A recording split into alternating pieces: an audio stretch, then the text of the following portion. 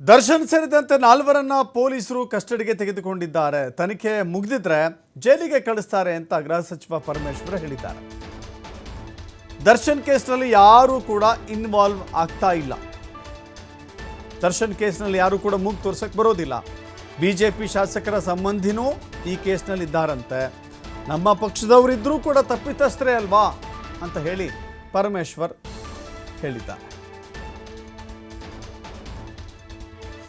ಯಾರು ಅದರ ಬಗ್ಗೆ ಎಕ್ಸೆಪ್ಟ್ ನಮ್ಮ ಆಫೀಸರ್ಸ್ ಬ್ರೀಫಿಂಗಿಗೆ ಹೋಗೋದು ಬಿಟ್ಟರೆ ಬೇರೆ ಯಾರು ಆ ವಿಚಾರದಲ್ಲಿ ಇಂಟರ್ಫಿಯರ್ ಆಗಿಲ್ಲ ನನಗೆ ಗೊತ್ತಿದ್ದಾಗೆ.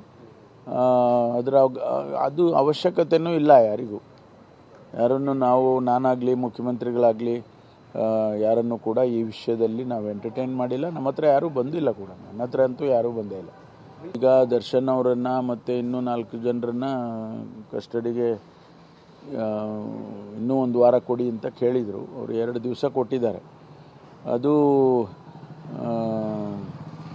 ಅದಾದ ಮೇಲೆ ಅಷ್ಟರವರೆಗೆ ಅವರ ಇನ್ವೆಸ್ಟಿಗೇಷನ್ ಮುಗಿದ್ರೆ ಅವರನ್ನು ಜುಡಿಷಿಯಲ್ ಕಸ್ಟಡಿಗೆ ಕೊಡ್ತಾರೆ.